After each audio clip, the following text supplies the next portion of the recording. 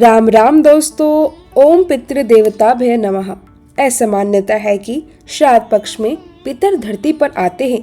माना जाता है कि पितृपक्ष में पितरों का संबंध प्रकृति से भी होता है। पितृपक्ष में मनुष्य से लेकर पक्षी तक कई रूपों में पितर हमारे घर के द्वार पर आ सकते हैं, बस हमें उन्हें पहचान नहीं पाते। किन किन रूपों में पितर हमारे द्वार पर आ सकते हैं, इस बारे में हम पहले जानते हैं। उसके बाद हम सुनेंगे पितृपक्ष के दिनों में सुनी जाने वाली कुछ कथाएं।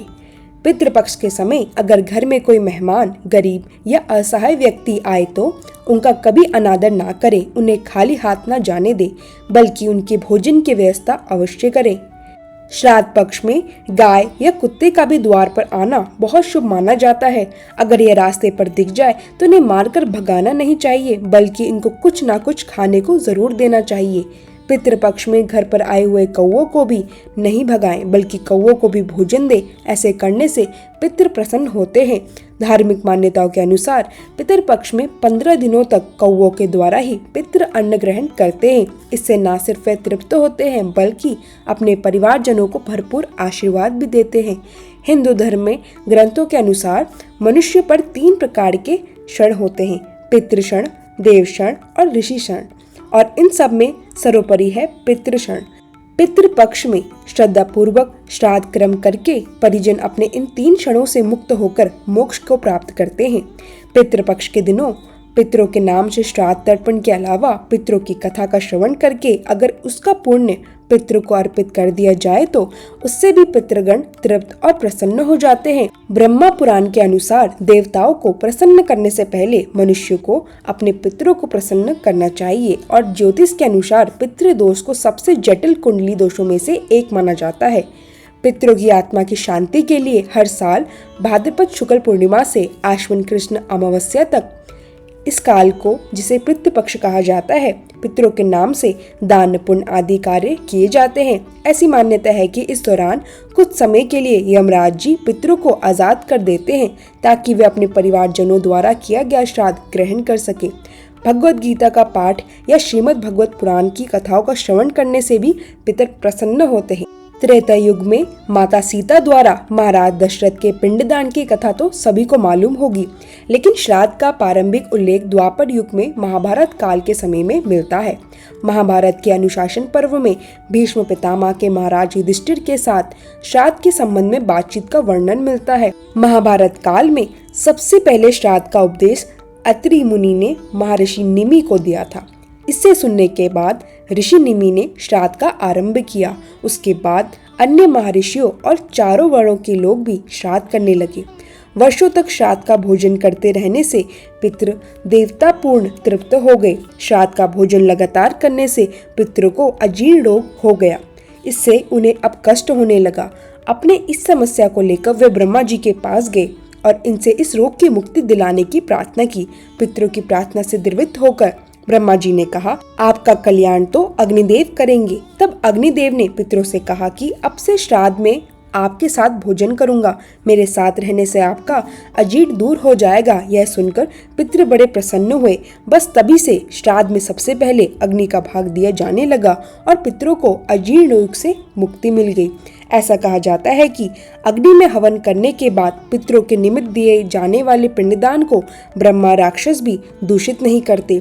सबसे पहले पिता, फिर दादा और उसके बाद परदादा के निमित्त पिंडदान करने चाहिए।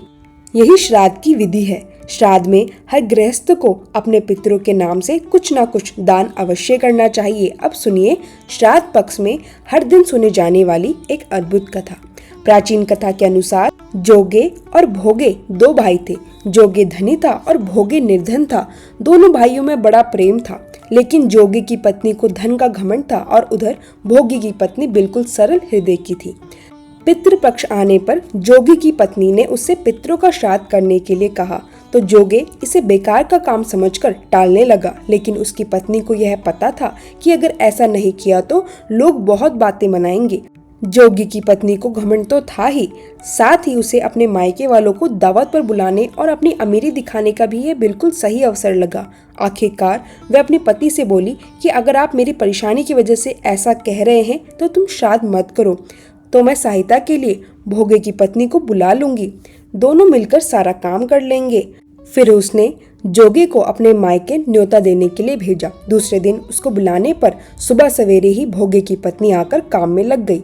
उसने भोजन तैयार किया, तरह तरह के पकवान बनाए और फिर सभी काम समाप्त करके अपने घर पर आ गई, क्योंकि उसे भी अपने तो घर पर पितरों का श्राद्ध अर्पण करना था।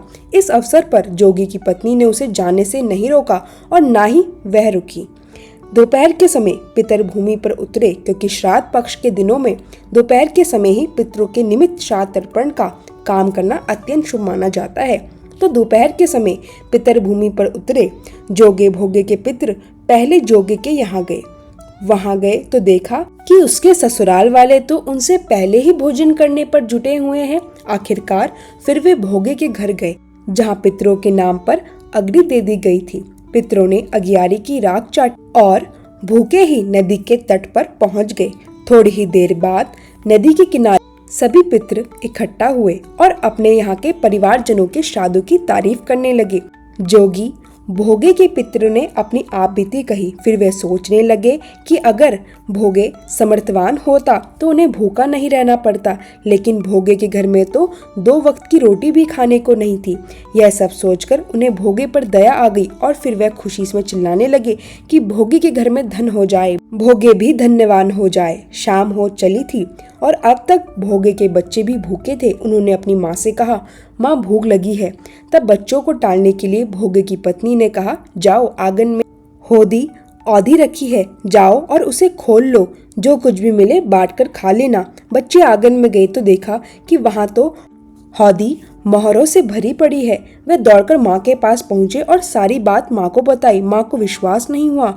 आंगन में जब भोगे की पत्नी ने यह सब देखा तो वह हैरान रह गई और इस तरह पितरों की कृपा से वह गरीब भोगे भी धनवान हो गया। धन पाकर वह कभी घमंडी नहीं हुआ और फिर अगले साल का पितृपक्ष आया। भोगे की पत्नी ने श्राद्ध के दिन 56 प्रकार के भोग बनाए। ब्राह्मणों को अपने घर बुलाकर श्राद्ध किया, भोजन कराया और दक्षिणा दी। सोने चांदी के बर्तन में जेठ जेठानी को भोजन कराया, जिससे पितृ बहुत प्रसन्न और तृप्त हुए। यह थी श्राद्ध पक्ष के दिनों में सुनी जाने वाली जोगी और भोगे की कथा। अगर आपको अच्छी लगी तो वीडियो को लाइक करके कमेंट बॉक्स में पितृ देवता की जय जरूर लिखिएगा। तब तक के लिए राधे राधे श्याम।